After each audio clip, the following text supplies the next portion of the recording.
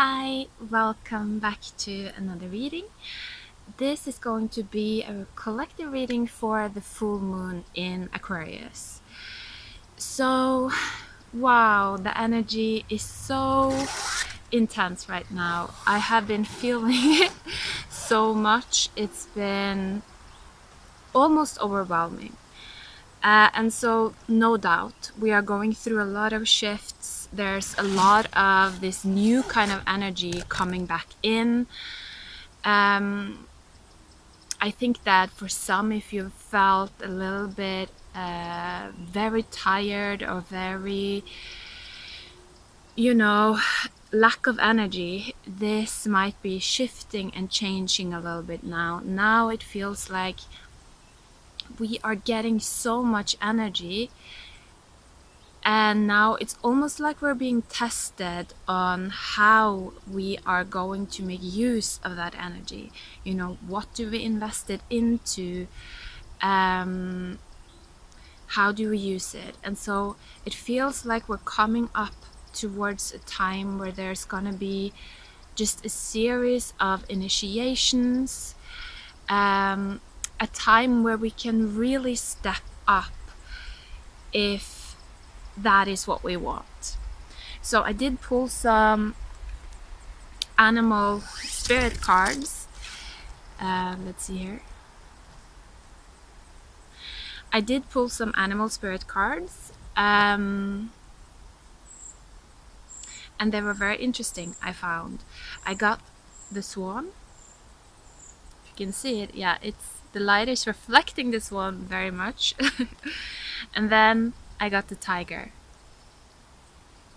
Grrr.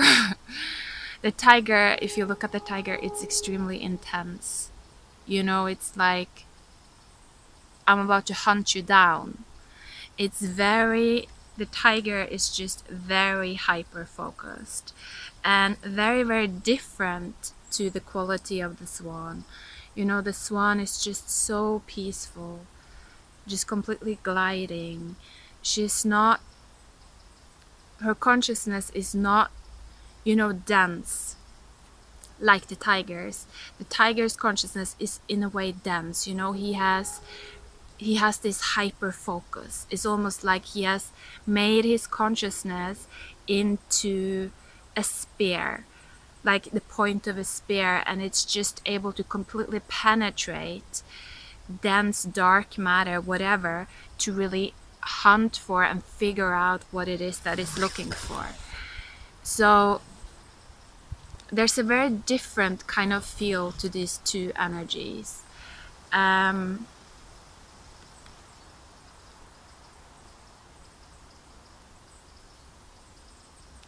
And actually, the message that I got when I drew them, and this is a message that has been coming through a lot related to twin flames. I got the message that these two cards are representing the two different types of flames. And so the tiger is the yellow flame. It's connected to third dimension. It's connected to duality, the dark and the light. The swan is representative of the blue flame, the fifth dimension. Peace, serenity, freedom, truth, full awareness, the ability to see. And so these two flames, they, it's the tiger just fell. So it's kind of clear that, the tiger is kind of representing right now the old archetypes that have been integrated into the third dimension. And it's not to say that the third dimension is, unwanted or bad or not a valid part of creation. That's not how I see it at all.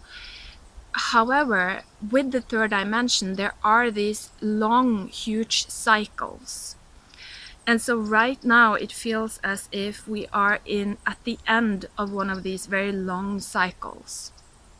And when that happens, it's almost like the third dimension is exchanged. You know, it's like a lot of the stories, the narratives, the archetypes, you know, the roles that we play, that we are expected to play in society, these are being exchanged. You know, it's like the old ones are being moved away and the new ones are coming in from this realm, from the realm of the 5D. And so this is the message that I've been getting for twin flames, is that the people that commit themselves to the twin flame journey, they are taken through a series of initiations where they come to learn how to stand in both. You know, they learn how to hold this double flame within them. It's almost like they have one foot in each dimension, one foot in the third dimension and one foot in the fifth dimension. And when human beings stand there, but in between these two dimensions, it's like, you know, blue and yellow together creates green. And so it's like the heart is the union space. The heart is the bridge that allows these two to be held together within our consciousness as at once. But this is a balance. Oh, I can't even say it. This is a balancing act. You know, it's difficult to do this. And right now it feels as if this balance is very much unstable. You know, it's almost like we're at a point in time when we're not fully able to choose how to do this consciously. You know, so for many people, they're not even aware that this is possible. You know, that's many people. It's like, if you look at the tiger, when it's interesting because the tiger carries the moon on its third eye. And so the message that I hear with this is that he's driven by his moon. You know, he's driven by his subconscious.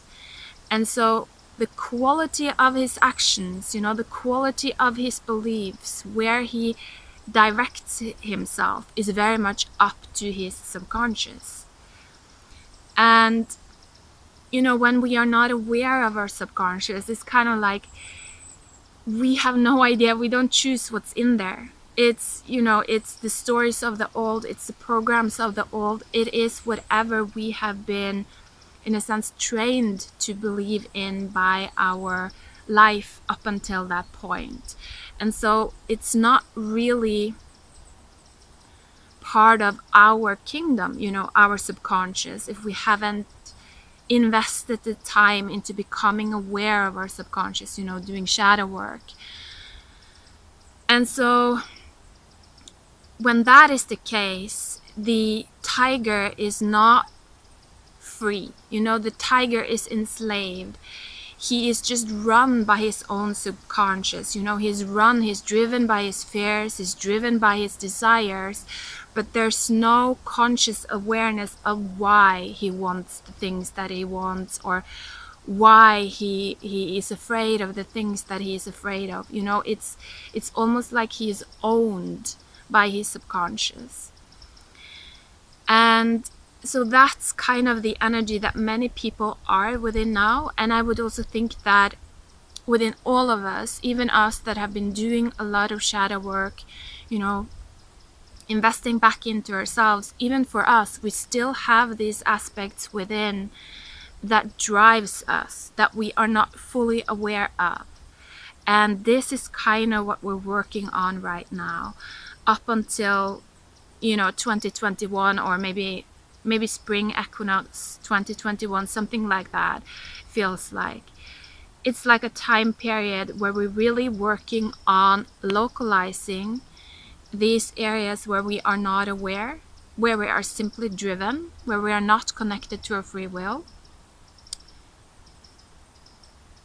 You know, it's like if we cannot not do something, if not doing something brings us a lot of fear, even if we kind of can rationally understand that there is no like reason for me to be afraid now. There is no physical threat in this situation, even though if I don't do what it is that kind of like my drives are telling me to do, then I feel a lot of fear. You know, that is kind of how these aspects operate. They run us through fear, also through desire, the wants. You know, we want something to feel better.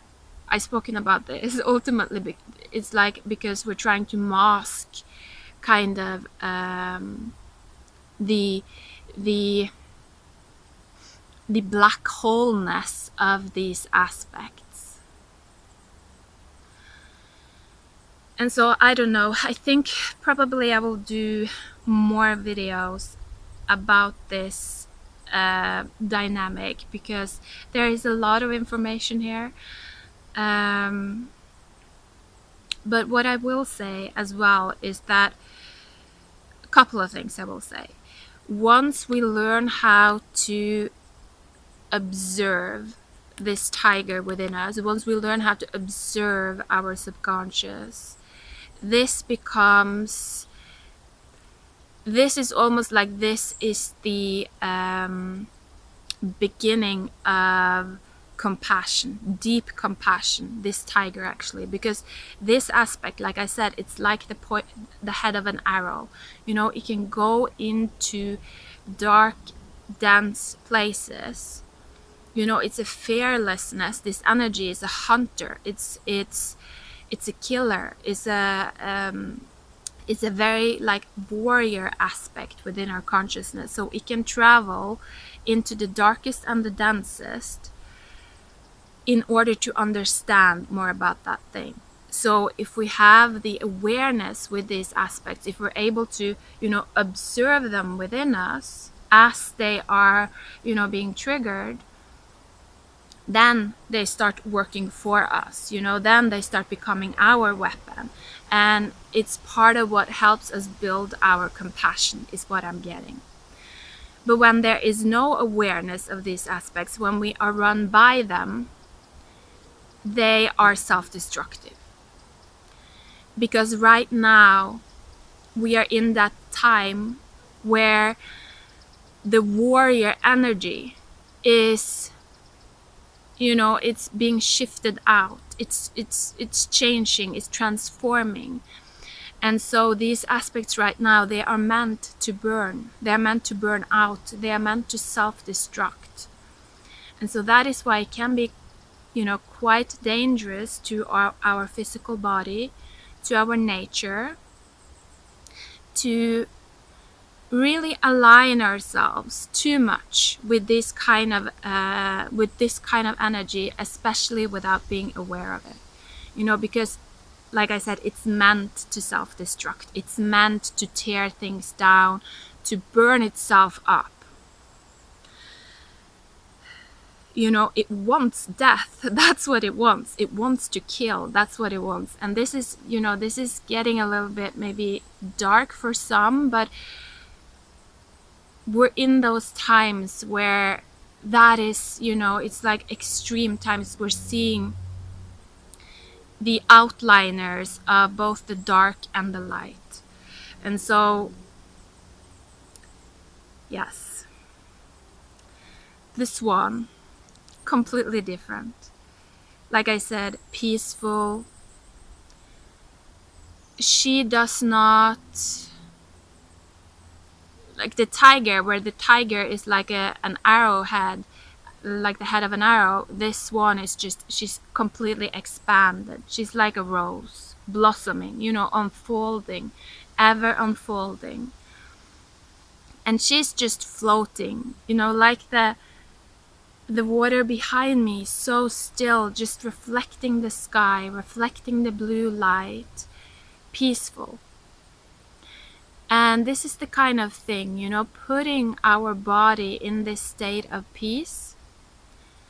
We are communicating to our body to actually start to unfold these parts of our brain, our body, that is related to the fifth dimension.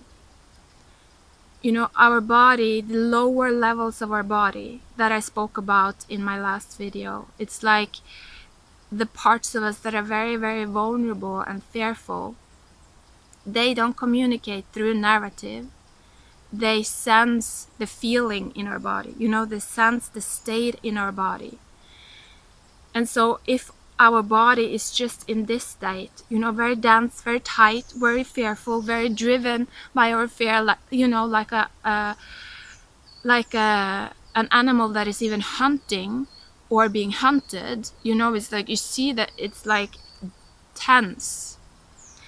If our body is just very tense, then the message is not sent, and the message is that is sent to this aspect is like you're living in an environment that is not abundant enough to start to develop the fifth dimension, you know, to start to develop these aspects within ourselves. That's the message that I'm getting. And so as human beings, you know, if we're aware that we're holding both, that's where the heart comes in. It's up to us right now, up to each individual to choose. How do we channel these two energies? What do we invest into the most? What do we want to become in the future? Are we aware? Are we conscious? Or are we driven? And right now, it's like from a higher perspective, there's not really any right or wrong here. It's like it is us, each individual, that we are creating the new world, you know. We are choosing how it's gonna look like based on what we choose to feed within ourselves. And so right now we are kind of reconstructing our psyche, and we do it not just with our mind, with our thoughts, with the narratives. Mostly right now, or the higher dimensions at least, we feed, we help grow using our emotional state. You know, these higher energies of peace, calm, stillness, just feeling I have all the time in the world. I have all the space in the world. You know, nature is unfolding through me. All I have to do is open up the space for it.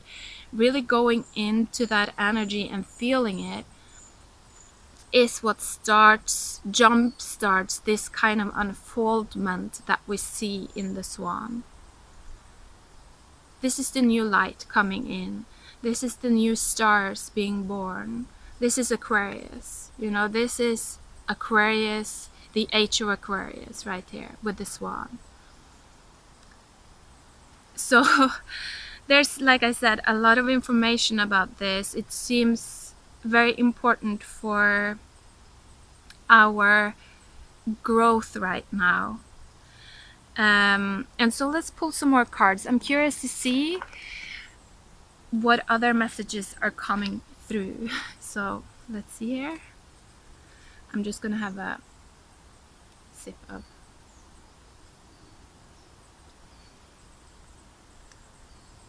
today. I wanted to make it extra cozy for myself, so I brought some coffee to the forest. It's really like almost autumn feeling, actually. It's very nice in the forest now. So let's see. 2 cards coming out. Oof, this is powerful. The King of Swords and Judgment. Wow. Ooh. And underneath the deck, the Father of Pentacles with the star coming through back here.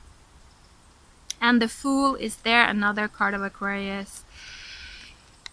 These energies are, like I said, there are a lot of potential here. There's a lot of potential for either growth or destruction, depending on how we use our energy. And so actually we do maybe want a little bit of both, you know. There are probably things within ourselves that we are, you know, seeing that we want to let go of. You know, there are probably aspects within our personality, within our ego, that we see are related to, you know, past lives, past timelines, you know, archetypes that we can recognize are outdated, and we can see that they are not beneficial for the future that we want to create for ourselves, nor for the, you know, for our societies as a whole. And so these aspects, we might want to let these aspects burn within ourselves, you know. We might be willing to, in a sense, sacrifice them or purify them, or actually a better word would probably be surrender them, you know, give them up, allow them to be transformed.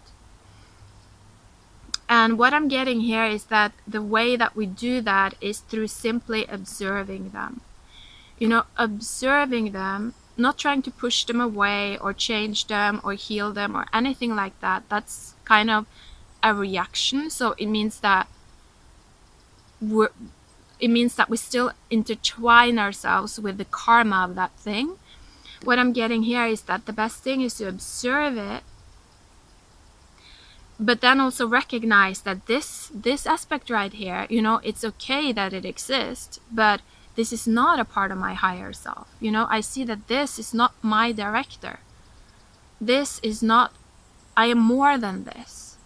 You know, so this is kind of like how we are overcoming it. You know, it's like we realize that we are bigger than that aspect. And then we kind of tell our brain that, you know, this is not, don't allow this aspect to just run me, to automatically run me, because this is not who I truly am.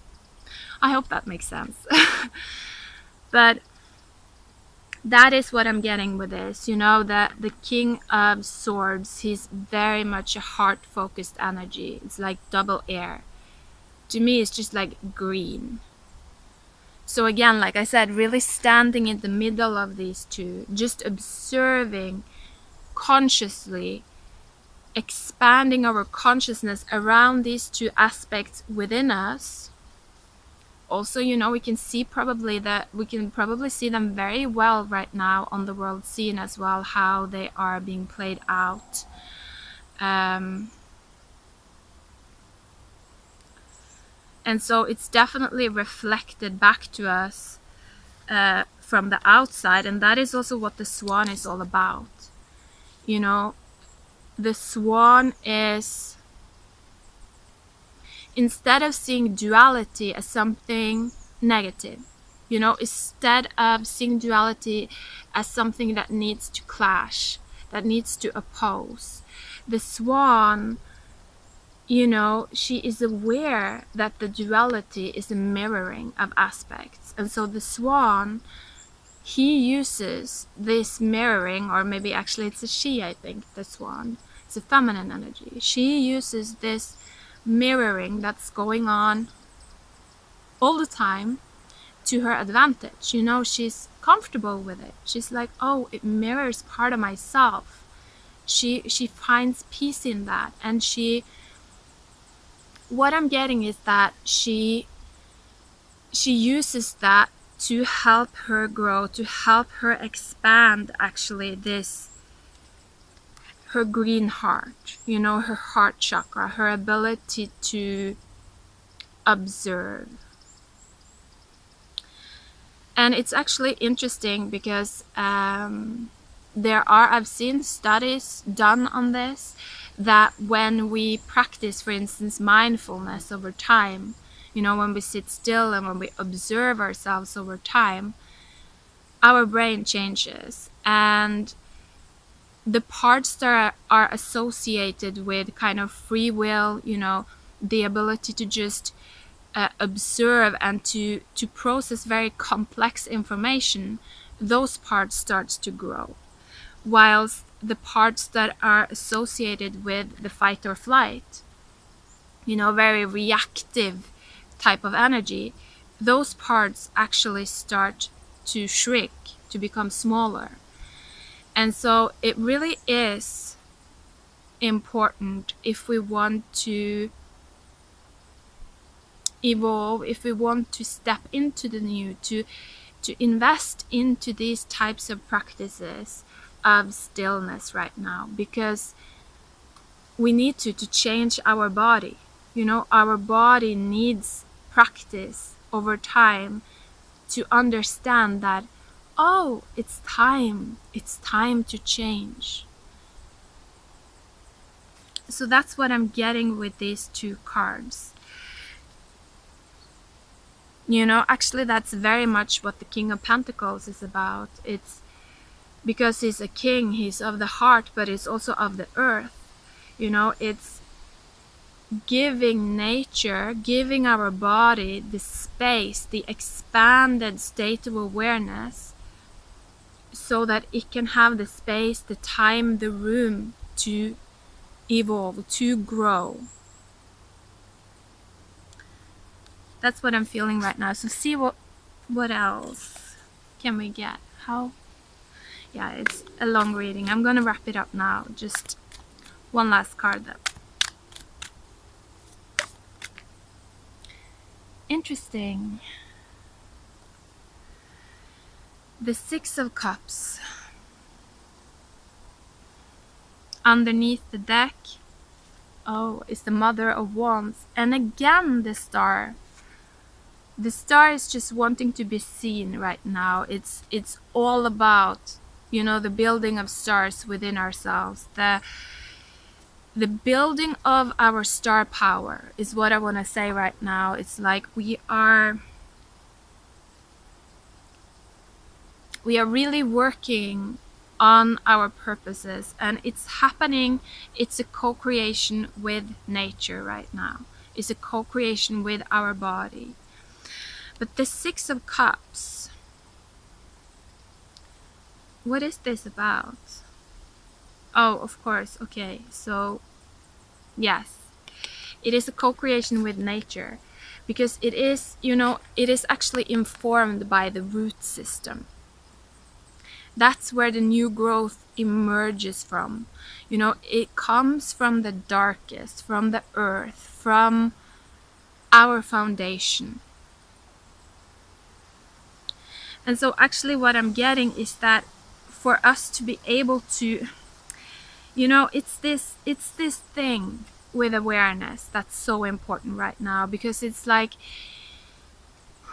if we are not aware of what is what, we are not going to be able to recognize our beloved. We're not going to be able to recognize our children, the parts that actually needs our protection, that we need to hold space for, because they are completely unknown to our conscious mind. They're not a part of the narrative that has been. Our ego will not recognize them. That is also a little bit of the challenge with twin flames. Our ego does not recognize our twin. It's the body recognizes our twin, our feelings recognize our twin. And in the beginning it's not easy, to recognize these aspects, because in the beginning they come through as very stormy. When we are not comfortable, when we are not in the awareness that things are being reflected back to us, we are not able to kind of have that still water that we see with the swan here. Then the water is stormy. Then when we are faced with these aspects within us, we feel overwhelmed. We feel as if we're drowning. And so that is very normal. It's been, for me personally, that is something that I've gone through now for maybe 3 years even. These cycles of experiencing that extremely stormy water, being overwhelmed by my own emotions, not understanding why or what or where, completely just overwhelmed. And what has helped me a lot is this, observing. Just observing what is. trying to understand, trying to see the different parts, using my feelings also to feel them. What does it feel like? Does it contract my body? Does it make me tense? Or is it opening? Why am I afraid? Things like that. Just going deeper and really understanding my own reactions more and more and more. And this has been extremely helpful. It's actually, it's the building of our tree. It's the building of our ability to just stand still. Just stand still and allow kind of the light and the dark to dance around us. If you look at the forest there is light, there is shadow, both exist. We can't really change that. I can't really change that.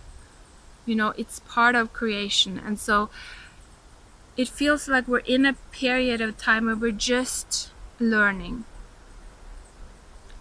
how, observing creation, learning how creation works. And this is really what is helping us grow with the Queen of Wands. It's like we're not quite there yet where we have birthed our new ego, where we have birthed the new masculine archetype, the new model for individuality here on earth. We're still learning. We're still kind of inside the egg a little bit, being taken care of by nature.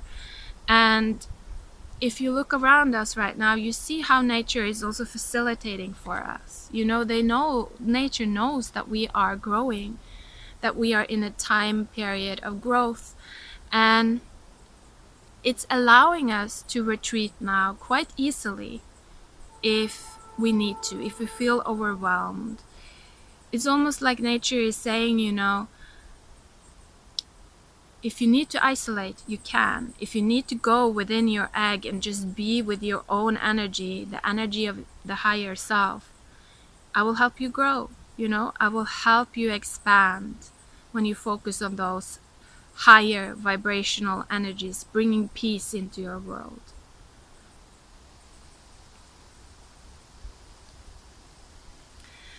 So reading is already so long, so I think I'm gonna end it here. Yes, I think that's it. There's nothing more that comes through right now. So yes, I wish you a lot of peace and space and time to really follow your own heart. I feel that is extremely important right now, to choose yourself, your own heart, your own path, and know that you are supported in that. And so, yes, take care, and I see you soon. Bye.